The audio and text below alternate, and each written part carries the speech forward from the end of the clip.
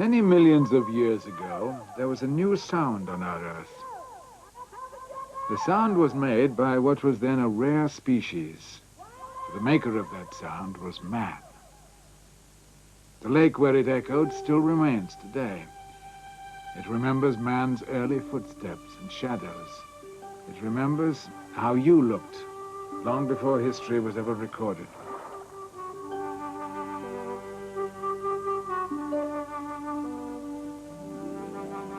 Bordering that lake, in 1,000 square miles of wilderness, some of your first ancestors are waiting to be found. For millions of years, they had been appearing unnoticed, until in 1967, a 23-year-old explorer stumbled into this country. He was not a scientist. In fact, he'd never gone to university. But what he lacked in formal education, he made up for in determination and luck inherited from his parents, the legendary anthropologists Lewis and Mary Leakey. He was young, he was a leader, and he had an uncanny ability to spot a fossil. His name, Richard Leakey. And this is the remarkable story of his expedition's search for the first man.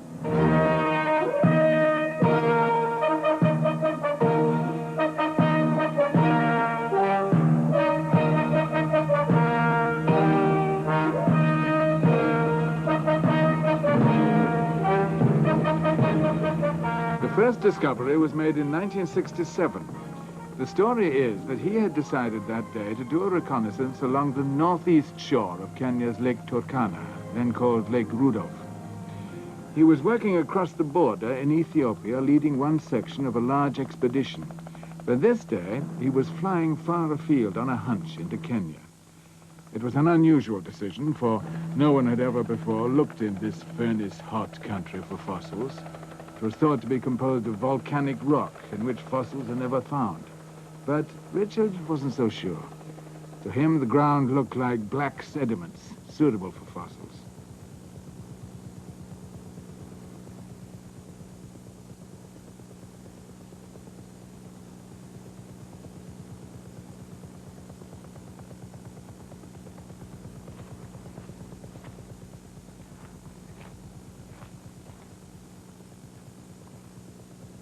He'd hardly gone 50 yards before he made the discovery. A simple tool. Had a human once used it to break up bones? If so, which human, and how long ago? It was conceivable that it had washed out of the earth at the same time as a fossilized pig jaw nearby. If so, the tool could be one of the oldest stone tools found anywhere. Richard held in his hand the flimsiest clue. But it was enough. He was convinced one of our earliest ancestors had once held this same tool. Before seeing what happened next, have a good look at the scene of the action. For millions of years, this depression has been deepening and changing, and Lake Turkana, until recently known as Lake Rudolph, is one of its many lakes ideal for a bone to become a fossil. The process happens this way. Imagine that 3 million years ago, a creature died on the lake shore. Its bones would soon have been picked clean by scavengers and left scattered on the shore. During heavy rains, the lake rose, and the skull was covered with mud and water. As the bone dissolved, it was replaced by minerals in the water, which formed a perfect facsimile copy of the original bone. This was now stored deep in sand and silt at the bottom of the lake. Shortly afterwards, a nearby volcano laid down a sheet of ash as a layer above the fossil. Inside the ash, crystals started ticking off the time since the eruption, like time clocks. And one day, they will furnish scientists with a date that will give a clue to the date of the fossil. Years later, the lake receded, and the fossil was part of dry land still preserved in its burial chamber. Africa's Great Rift Valley has always been unstable, and successive tremors raised up parts of the surface. So when rains washed down, the land eroded, and the fossil, 3 million years old, was exposed, complete with a record of its place in history. Because Lake Turkana's ancient shores promised fossils, Richard Leakey hurried back the following year with the support of the National Geographic Society. He came the hard way. The across a vast semi-desert in the north of Kenya, where roads and water are scarce. He had now formed an expedition of his own to look for traces of the maker of the stone tool. But for the first week out of Nairobi, there was no time for scientific work.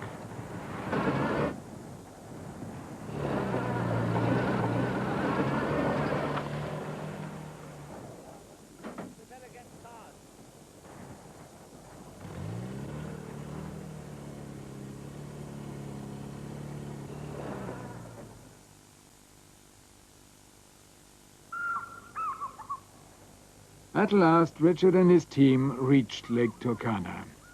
After 5 days of deserts, this inland sea seemed an awesome sight. It was most definitely a place removed from the 20th century.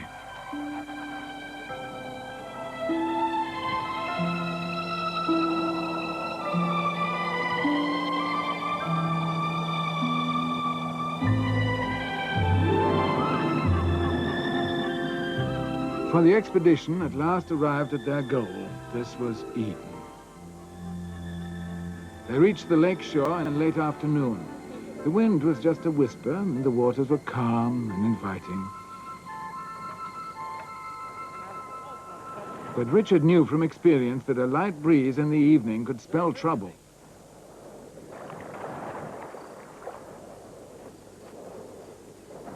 Without windbreaks, the characteristic Lake Turkana gale that regularly springs up during the night would have leveled the tents by dawn. The job of exploration required some carefully selected scientists from many fields. Without experts, discoveries, if any, could not be properly assessed. Richard's co-leader was archaeologist Glyn Isaac from the University of California, helped by the National Science Foundation. Another friend was Frank Fitch of the University of London, an expert on ancient volcanoes. And then John Harris of the Kenya National Museum had joined them. He wanted to uncover the ancestors of today's elephants, pigs, and giraffes.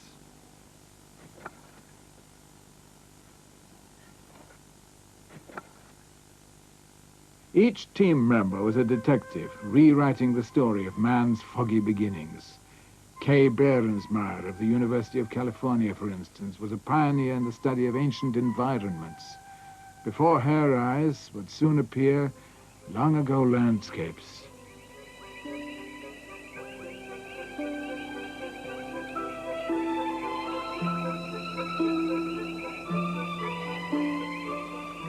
Like Richard, Kay had a hunch, as soon as she set foot here, that our first ancestors had been here before her. If Richard's expedition could find the maker of his stone tool, it would uncover an important clue to the long-standing puzzle of man's origins. Originally, in the 1920s, man was thought to have been born in Asia. Some very significant skulls from Peking and Java kept attention focused on the Far East. Then from South Africa came even more primitive skulls. The trouble was that no one knew how to date any of these accurately. But in 1959, there was a startling find in a remote gorge in Tanzania. The gorge was called Olduvai, and the discoverers were Dr. Lewis and Mary Leakey, Richard's parents. Their search had taken them over 30 years, and news of their remarkable discovery echoed across the world. The Leakeys called it Zinjanthropus, and it was dated at 1 3/4 million years. 3 years later, a far more acceptable candidate for man's ancestor was found, Homo habilis, but sadly his remains were very incomplete. Gave us what was quite clearly a large skull of human appearance. Amidst all these tantalizing discoveries, Richard's childhood was unique. From two very gifted parents, he inherited a sense of observation, independence, and curiosity. His childhood was an ideal preparation for detective work on the wild shore of Lake Turkana.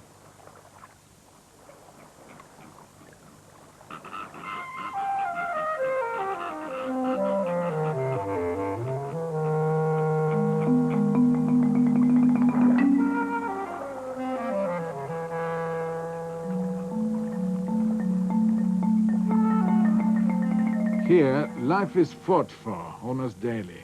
But winners never win for long. They hug the lake shore, but when rains fail and rivers turn to sand and vegetation thins and finally withers, even the lake shore is no sanctuary.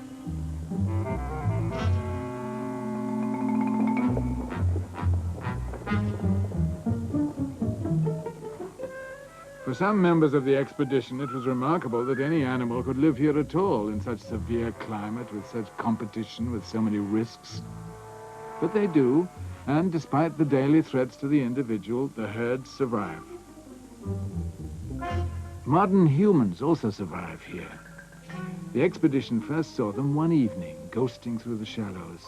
They're called the Shankila Molo, and it occurred to Richard that if he had as few tools as these neighbors, he could not live for long.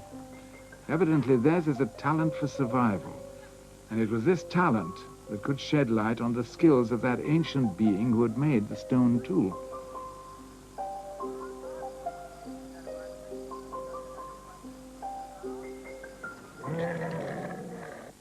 But until now, no scrap of the toolmaker's bones had been found.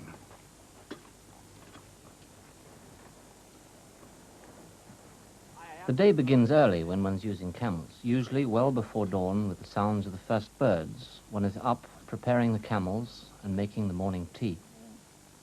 The whole group is concerned with gathering together the loads and putting them in suitable bundles so that they can be securely tied to the animals.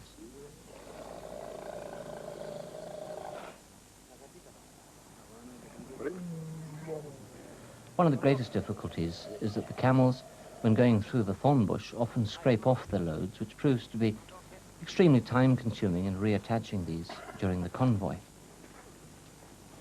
I think, however, the use of camels in the early days were undoubtedly amongst the most pleasant I have had in this area.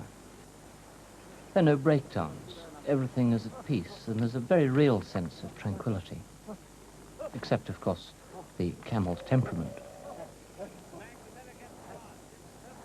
I'm sure that they're amongst the happiest days I've ever spent. No cares, no worries. One devotes one's whole time to getting from point A to point B in a very gentle pace. For Richard, point B was not merely a spot on the map, but a period of history far back along the evolutionary pathway leading to mankind. In 1968, as the expedition began, it was known that all living men are related, sharing a single ancestry. You could look back past the massed humanity of the present, tens of thousands of years into the past, and see very little change in the look of man. Before that, man was slightly less familiar. The Neanderthals, and beyond them, the early forms of Homo sapiens and Homo erectus. But here, at this critical point, the path became vague. In 1968, it was only known that between 1 and 4 million years ago, there had been several kinds of men, only some of whom survived. Where did the pathway lie? If we could define our ancestry, then we might learn more about ourselves. That was the hope of Richard's expedition. In the summer of 1968, it was not to be.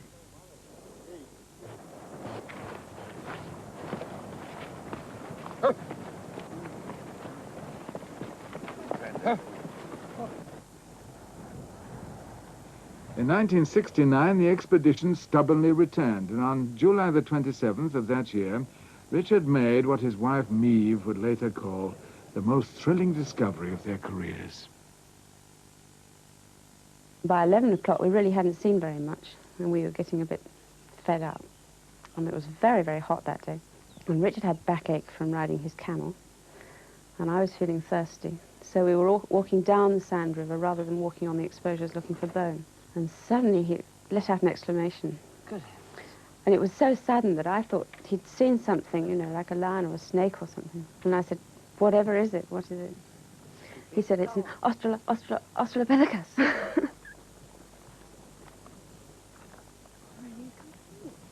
Just like wind. Richard, it can't be. Absolutely complete. It seemed to look like an Australopithecine, the so-called southern ape similar to the one Richard's mother had found in 1959, a possible ancestor.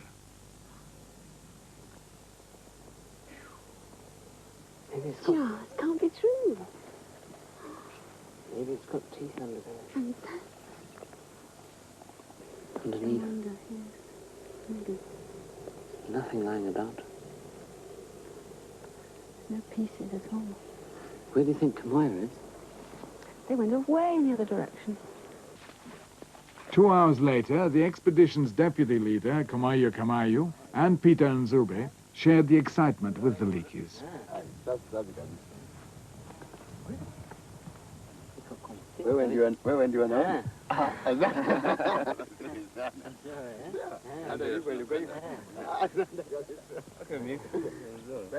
Complete.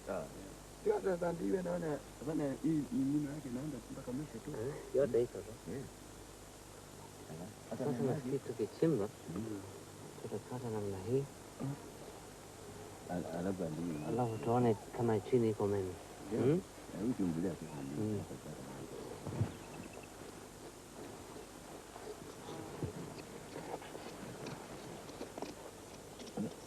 Hiyo ni mawe tu. Yeah. No teeth at all. It's sitting right on the riverbed here.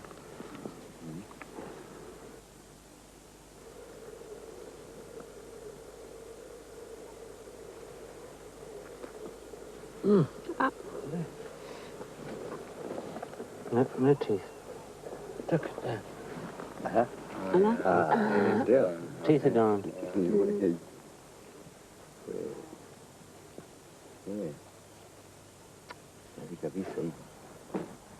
It was just all too good and all too easy. And the fact that we've been walking down the Sand River when we should have been on the exposures and really shouldn't have found it at all meant, you know, made it even more seem as if something had pushed us that way.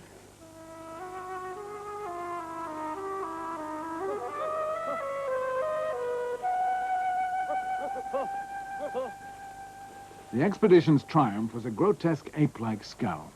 Known as an Australopithecine, a southern ape, today it would be no normal person's choice as an ancestor. Many evenings were spent discussing the find at the new permanent camp on a peninsula called Kubifora. If the skull had belonged to the maker of the stone tool, then the expedition had reached its goal. So one night it was put to the critical test. Well, that thing is just incomprehensible for me as a man. It's so gross. The skull, now known simply as number 406, had probably belonged to a heavy-browed, small-brained creature. It seemed man-like. In other ways, it resembled apes. American artist Jay Maternis was in camp that night, and he wanted to know where you draw the line. Not really to be academic about it. What is a man? At first, no one could agree. The archaeologist defined man according to his habits. The anatomist distinguished him by his peculiar skeleton. The first thing as an anatomist that we've got to try and get straight is whether this creature really was fully bipedal with his hands totally free from the business of locomotion. So that's a purely anatomical question. And there are indications on that skull that in fact it was reasonably erect for quite a lot of the time. Gentlemen, quite sorry we're missing. Because we're talking about man. Most people think of man as you and I are today. But what about men who lived several millions of years ago? How would you decide which were true humans? The expedition's future course would be in doubt if no one could agree on what it was trying to find. About what you're talking about. I mean, clearly, this wasn't modern man. Right. And it doesn't take an anatomist or an archaeologist to tell me. The definition of us, that's what Richard needed. Not so easy either. But the Shankila Molo, just a mile from camp, solved this dilemma. Like us, they're modern. And they provide an illustration of what we are when stripped of 20th century technology. To observe them is therefore to define the basic qualities of modern humans. Ever since men have been men, we have stood upright, releasing our hands to hold things. We have shared with others. We have talked.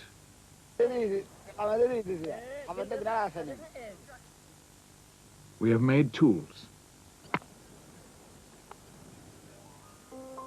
In a sense, the Shankila had come to the expedition's rescue.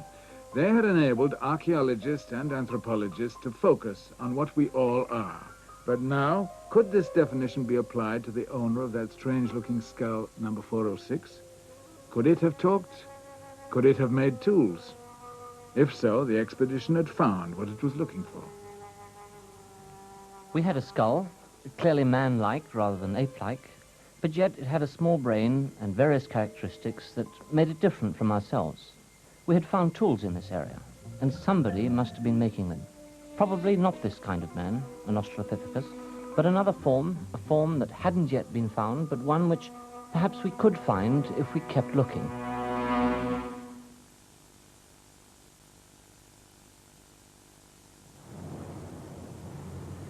Although the grotesque-looking skull was not what the expedition had hoped to find, it certainly was not a failure. It had now renewed the search for a different kind of skull, still unknown. So in the summer of 1970, the expedition returned. Camels had been replaced by cars. Just to fetch water was a trek of 60 jolting miles to one of the inland water holes.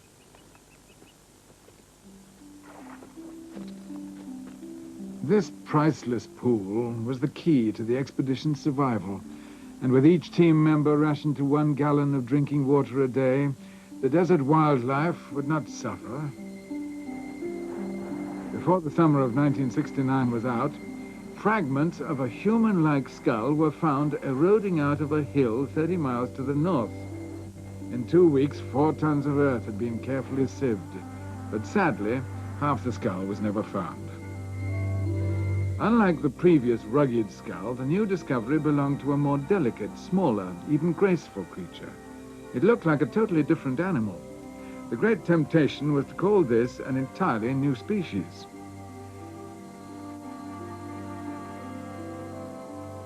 The fragmented skull was first examined at Kubifora Base Camp. Its only name was a number, 732, and as artist J. Maternis did his interpretation of it for a painting of the early life at Lake Turkana, he naturally assumed it was a new species. Jay, you're drawing this thing as a male of a small species. Can you not draw it as a female of the big species? And draw it as a slightly smaller, less muscular version, and see if you can put some female characteristics in it. You remember last year's thing? When you did 406 and put the fur on him. Do it like this, only a female. Try that for a start. Anatomist Alan Walker was suggesting that the new skull was not that of the toolmaker. It was merely a female of the large one. After all, huge variations exist today between the male and female gorilla, and there's no reason why these early creatures could also not have differed. And so, out of the profile of the male is born the female. No doubt a far cry from our direct ancestor. And then take all the small limb bones from the Rudolph collection. To stress his point, Alan Walker had created life-size drawings based on fragments of the skeletons of the two creatures. The little one represents the female, the large one the male. And the fascinating thing about this is that if we put Simon here next to the very big one, the chap with the big chewing muscles and the crests and this enormous skull, then they're the same height. So these robust creatures are only as high as an 11-year-old boy. That's remarkable. When Jay made his exquisite interpretation of the Australopithecines, humanity was only slightly apparent. It seems they were only a bit more advanced than apes. They probably lived in troops, feeding on roots and berries, defending themselves against outsiders, and 1 million years ago they became extinct. No one knows why. Because they probably did not make tools, they were not true men. In 1970, the tool maker, our ancestor, still remained to be found.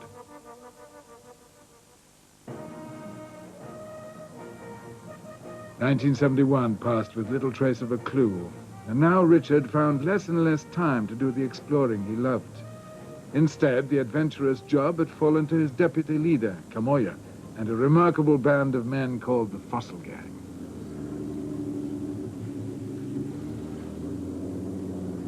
Kamoya's team have taken over the exploration. Instead of using camels, they now use the vehicles, but the way of life is extraordinarily similar to that which we used to enjoy with the four-legged transport. The difference is that the food and the petrol, the equipment, all of this is loaded onto the two machines, which have to be coaxed gently across the very broken country. There are no roads here, and with these overladen vehicles, it requires extraordinary skill and cooperation to get this entire caravan across the country. The sand rivers are difficult to cross, but they are useful. You can dig in the sand for water, and the shady trees that grow along the edges are ideal places for camps. From the camps, the team goes out from sunrise until sunset, with a break for lunch, carefully examining every piece of bone that they see. Kamoya, Zube, Bernard Gagneux, and the others have extraordinary eyesight. A piece of bone may tell you nothing. It may tell you that it's just a scrap of antelope, a scrap of pig. But sooner or later, you will find something that fully rewards you for the patience and the hours that you spent searching.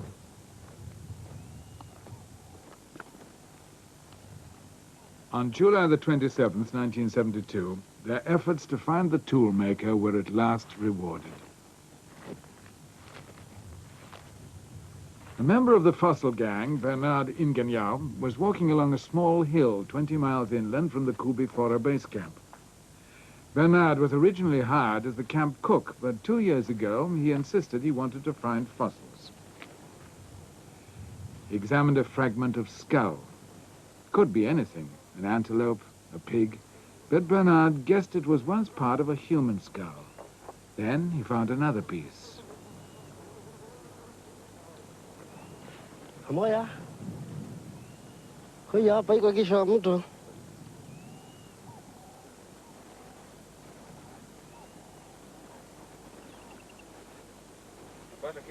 Ndio.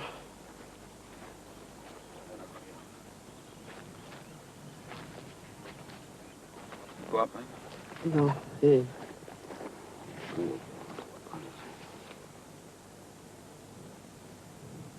nafikiri. Okay. Sigo ingine. Ndio hapa. Nafikiri iko ingine hapa. Ndio. Okay, nafikiri wache hii namna hii. Ndio. Tujenge mawe pale alafu Richard nakuyaona. At the time, Richard was 400 miles away in Nairobi because he was now leading a dual life. During the week, he served as director of the National Museum of Kenya. And on the weekend, his suit and tie were exchanged for bush clothes to fly out of the 20th century into the distant past.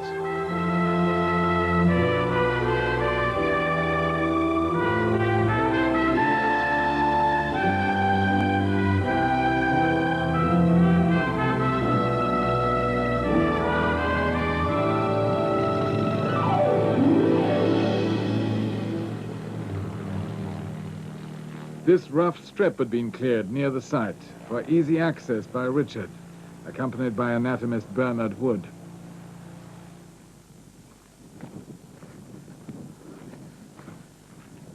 What a place to find a bone, though. Ni hapa? Yeah. Hapa. Oh, yes, yes, yes.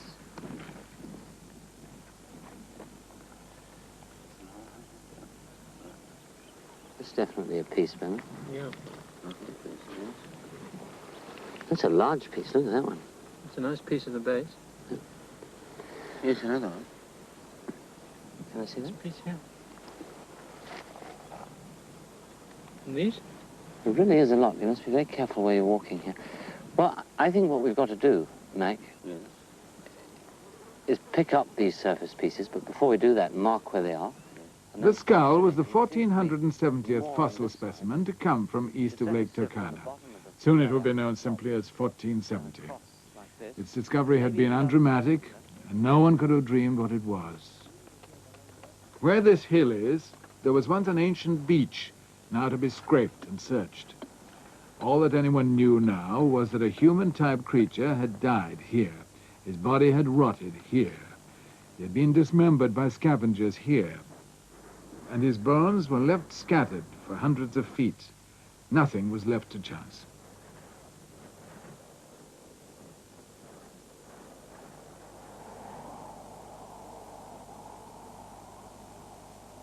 The pieces were flown once a week by Richard to the windy camp at Kubifora, where on a sweeping veranda, Richard and Bernard Wood sorted them out. The job was far more complex than a jigsaw puzzle, for fragments can be made to fit together in any number of ways, each piece having been weathered and rounded on its own. After 3 weeks, Richard and Bernard were at a standstill.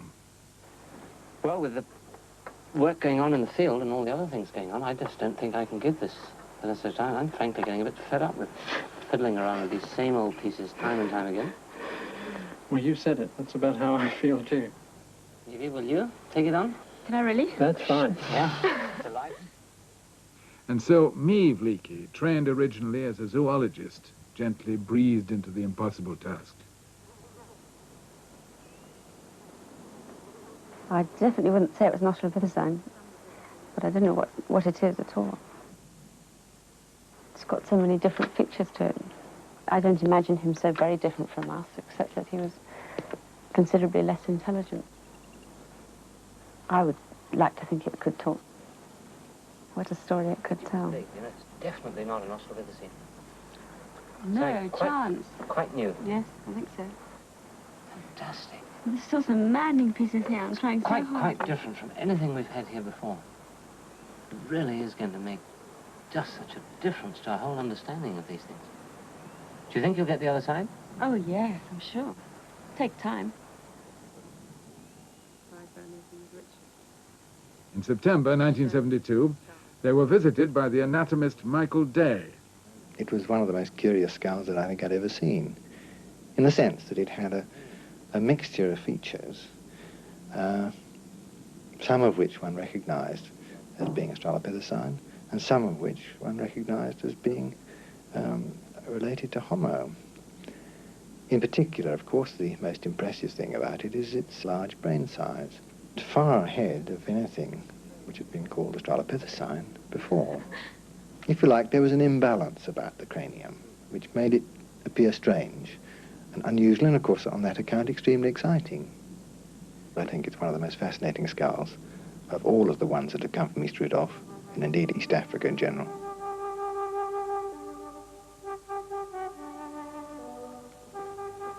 The key was now the skull's age. Geologist Ian Finlater was sent to the discovery site in November to collect samples of ash from below the level of the skull and from above. The ash was sent to Cambridge University for dating. Here there's a unique process at the Department of Geodesy and Geophysics under the guidance of Jack Miller to measure the age of the volcanic ash. Here. Oh yes. And here's the skull site, as you remember. Yeah. These two bracketed, they must be dated, they're very important. Crystals from each of the ash samples were introduced into a maze of channels and tubes. Here, subjected to intense heat, each crystal became a kind of time clock, for locked inside, potassium has been changing into argon at a constant rate ever since the crystal was formed. Now, the job was to work out the proportion of the two elements. That would show how long ago the volcano laid down the ash.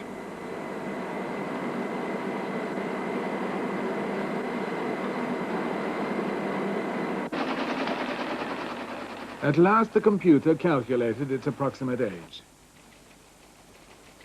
The skull, number 1470, was older than 2.6 million years, younger than 3 million years. The discovery was therefore nearly 1 million years older than the previously known skull of a possible human ancestor. In spite of its great age, it had many modern features, particularly its brain, larger than any human-like skull of a similar age. In front-page news from San Francisco to Norway to Hong Kong, newspapers hailed 1470 as the missing link, the world's oldest man. Richard's legendary father, Dr. Leakey, had said of his work, "Richard has discovered more than I have in 40 years at Olduvai." Most scientists knew this discovery was important, but there were still many questions to answer. One question was, how had 1470 looked? At the camp, J. Maternis set to work to bring 1470 back to life, to give the bone a sex, a name, a personality. He began with only a skull. Then, having added the missing jaw, he applied muscles and tissues, finally covering it with a mantle of flesh, skin, and hair. 1470's recreation was unique, for up to now no creature had been found with such an apparent capacity for new and intelligent behavior.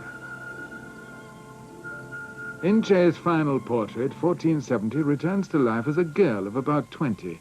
Her eyes are alert. They seem to fleet across the country searching for opportunities. For a brief second, she has forgotten the daily problems of her survival to muse over the birds above a waterhole. The tool she holds in her hand she made this afternoon. It is a stick she used to dig for roots she is taking home to share with her mate. Tools and cooperation. She embodies the foundations of humanity. Knowing how she might have looked was only half the story. In 1973, a much larger team was recruited to find out more. The supply of provisions was now a problem. Food for 60 people flown from Nairobi, 400 miles away, would have required the full-time use of a large aircraft. So every second day, all available hands at Kubi Fora are summoned to the lake to take part in a happy ritual.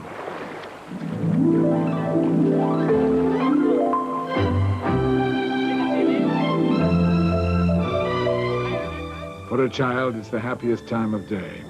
In this case, Louise Leakey, age 2, innocent of all fear of crocs.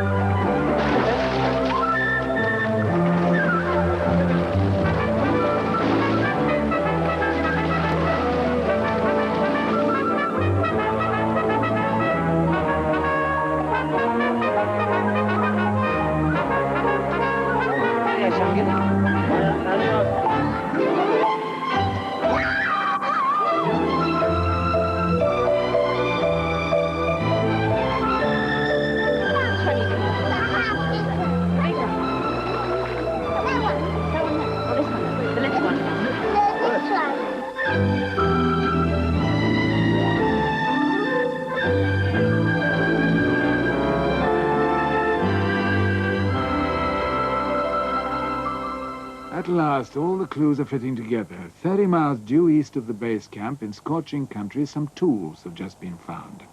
Unlike the stone Richard stumbled on 6 years before, these are in sediment and can be dated. It seems obvious that men lived on this very spot 1.5 million years ago. It is now the archaeologist's job to sweep away the earth and to piece together early man's way of life from the rubbish he left behind. Bones he discarded, and stone tools he had no further use for.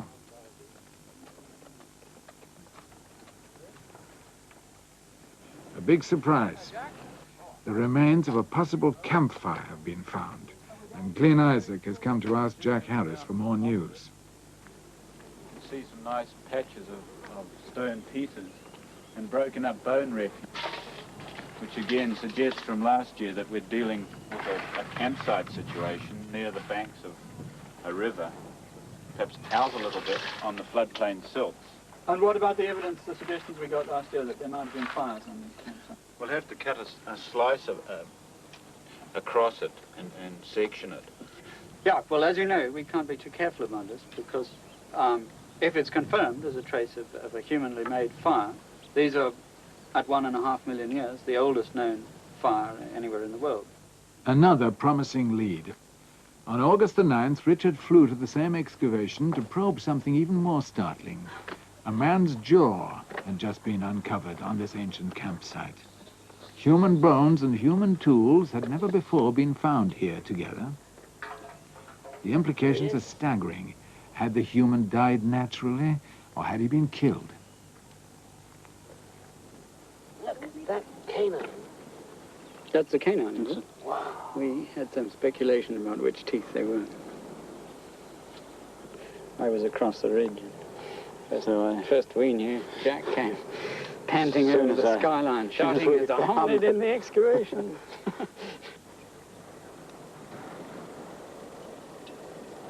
Yeah, that's definitely the canine. Just like 1470. It's fantastic.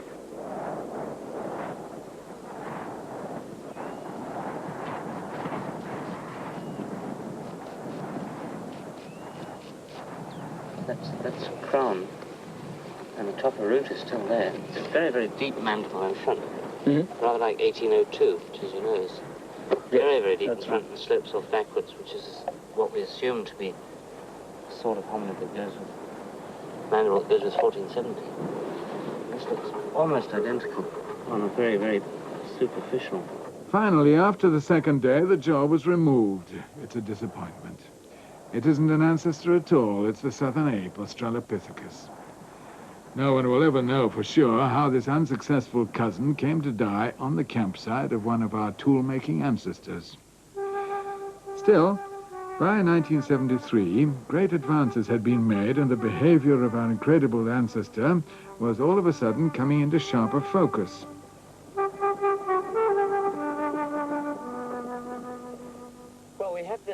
It was now possible to affirm much more about the 1470 skull, to say how it lived and who it lived with. The archaeologist one day brought a cast to one of its ancient campsites to help Jay with the reconstruction.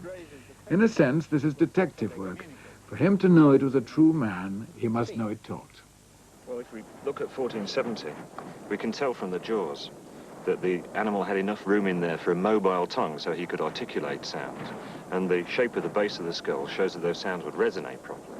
And there's a feature that we can find just inside the brain case here that indicates that probably the central brain control for those movements was there too. So I think there's a very good chance that this creature could speak. If so, what did it talk about? Probably its environment, which Kay Behrensmeyer knows was radically different then. Going down to the lake, which was in the southwest, maybe a mile or half a mile away, the hominids were camped on the bank of this channel. And if they had stood and looked around them at the time, they would have seen a flat plain with trees and shrubs and grass, much different from what we see here today. It's very dry now. It was much wetter then, I'm sure. And there were lots of different kinds of animals. Extraordinary animals, like the Civatherium, a giraffe with antlers. In Jay's intriguing panorama of this lost world, man and animal lived in balance. Here, only 20 yards away, humans have settled for a few days. They're here for only one reason. A hippo has died. They found its carcass and are now scavenging the meat. They'll stay until only its bones are left.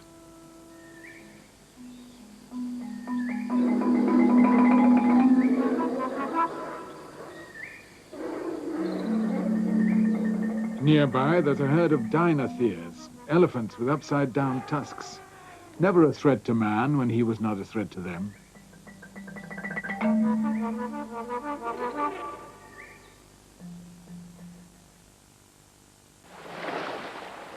The expedition had now attained one of its goals. There was a wealth of new information about early man, and he seemed to have much in common with us. Strip ourselves of automobiles, buildings, and credit cards. Who are we, after all? Foremost of all, we are opportunists. Here, an oryx has been hamstrung by a lion and is unable to move. We found it this morning. Without tools to kill it quickly, we wait for it to weaken.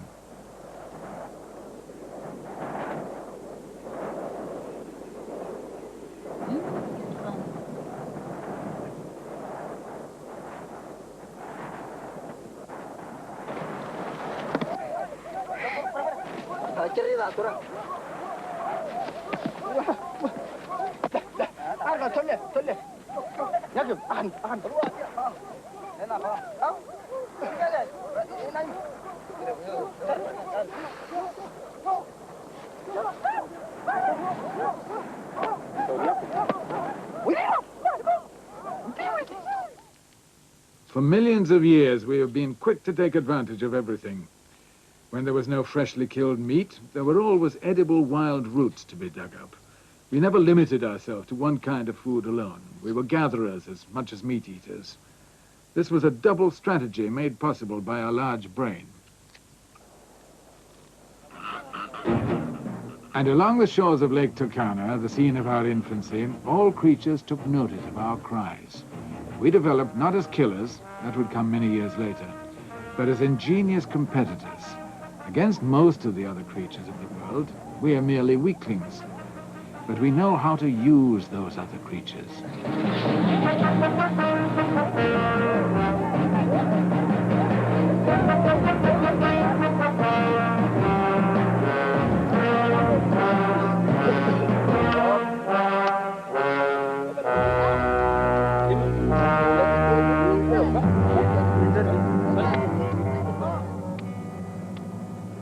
It now was probable modern man, stripped of his modern paraphernalia, was just an arm's reach from the first true man.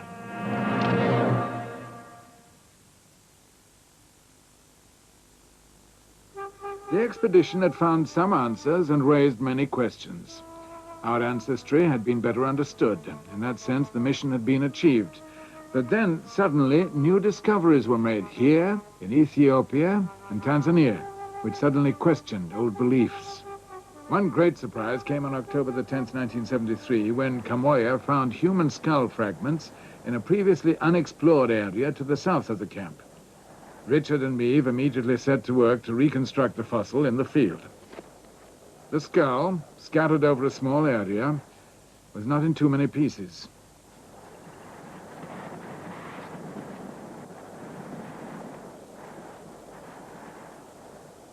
For a change, this skull would have a full set of teeth. The teeth were, in fact, one of the most interesting features, for they were small and light, belonging to a man with a small brain. Until now, such a combination of features had never been found at the lake. This skull could be dated at between 2 and 2.5 million years. It was neither one of the southern apes, nor was it like the famous 1470. It seemed to be a new human type. If so, the truth about human origins would be even more complex, if at least 3 kinds of men, not 2, once lived side by side. Richard, I think you and I both agree that this new skull doesn't really go either in this line or in the other line, and we have to make a third one.